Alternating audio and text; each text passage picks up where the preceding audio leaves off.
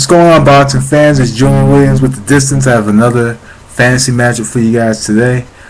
This is Lennox Lewis versus Smoking Joe Frazier. This one's for Prime Ali versus Tyson. Sent me this one last week. So anyway, I'm just going to break this down.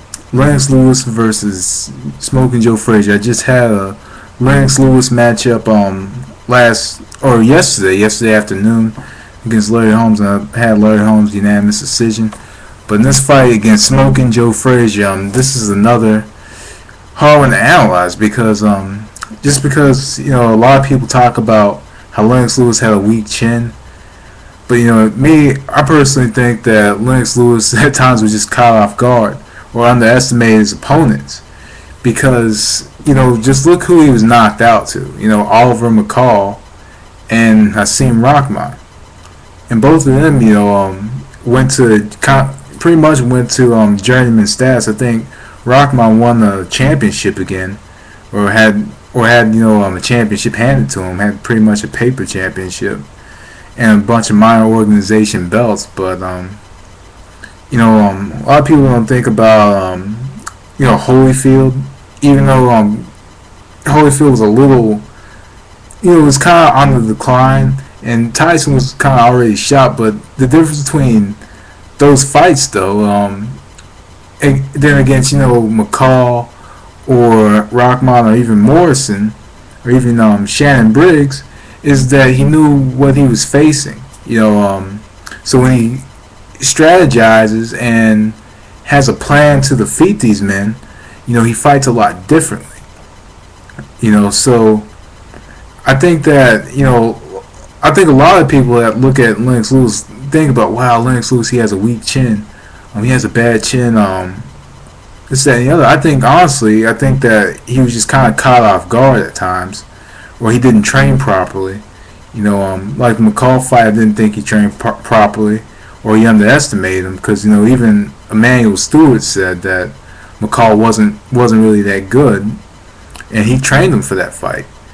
And other than Oliver McCall, there was Hasim Rahman, and we all know that Lennox didn't really train for that fight, so because he was filming the movie, and even though he was in the movie for like 2 minutes, he was filming the movie and was just unfocused, and a lot of people didn't take that into mind or into consideration because he won his other bouts, against fighters like Ray Mercer and Tommy Morrison and Shannon Briggs. He defeated them.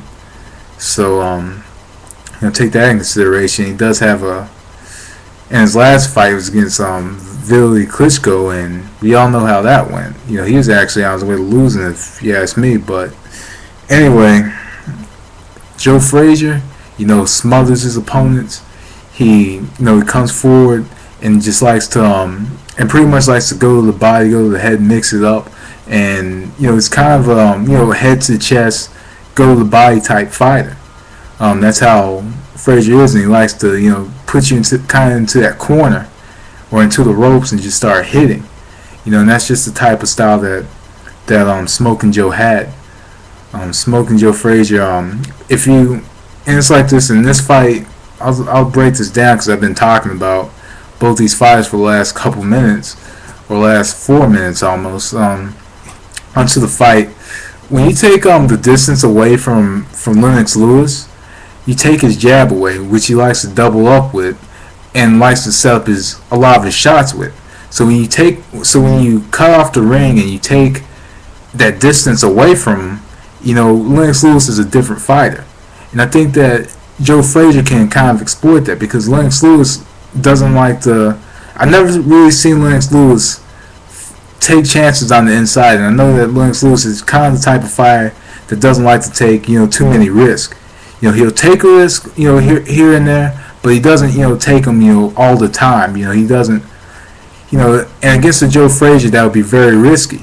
And I see that, and I see in a fight like this, I see Joe Frazier just kind of smothering him with shots, and just going to the body, because what it does, it takes energy away from him in the later rounds. So in the later rounds, Lennox Lewis isn't able to capitalize on anything. Lennox, and on top of that, Joe Frazier pretty much the losses in his career were to bigger heavyweights. So take that into consideration as well. He has lost to bigger heavyweights in the past. Ali was bigger, and Foreman was bigger. I believe those are his only losses in his career. And I know he has a draw somewhere, I believe. But both of them were bigger than him. But Frazier was a very strong fighter, and I think that Frazier cutting off the ring takes away that jab, and the distance that Lennox Lewis likes. Lennox Lewis likes his distance so he could throw his jab and throw his right hand. And Joe Frazier takes that away if he's able to cut off the ring and smother the shots and put him into a corner, because Lennox Lewis didn't really have necessarily the movement to kind of get out of the corner. I think with his lateral movement, he has kind of that slow big man lateral movement that will kind of get him trapped into the corner or trapped into the ropes. So I think that Joe Frazier, if he does that, he'll have the ability to pretty much smother him for a good 12-15 rounds, if however long the fight would be. And Lennox Lewis, has to fight really big. He can't, in a fight like this, he can't fight small. He has to fight very big, and he has to fight, very smart, very patient.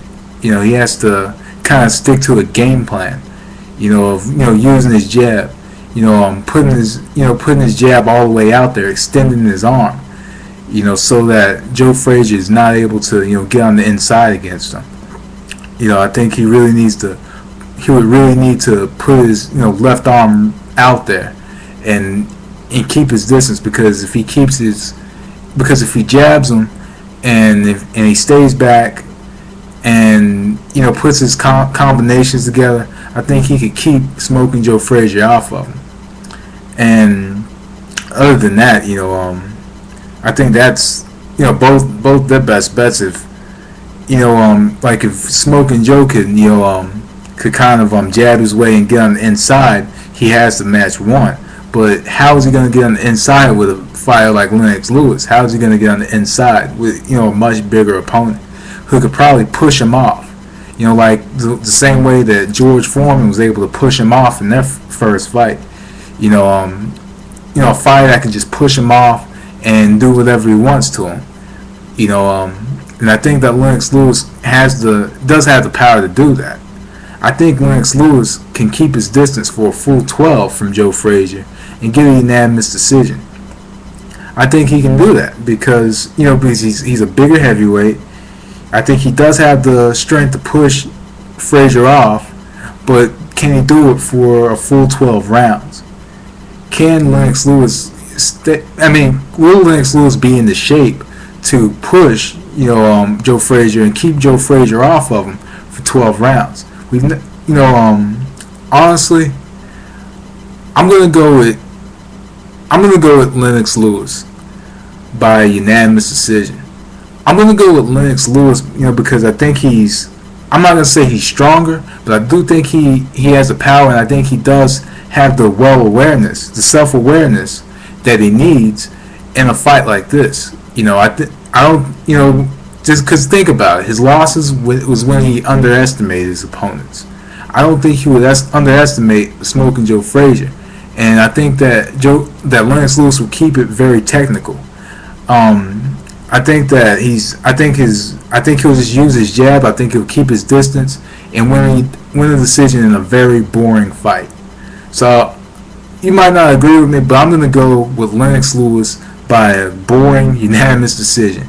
But anyway, that was the distance. Thanks for watching. Peace.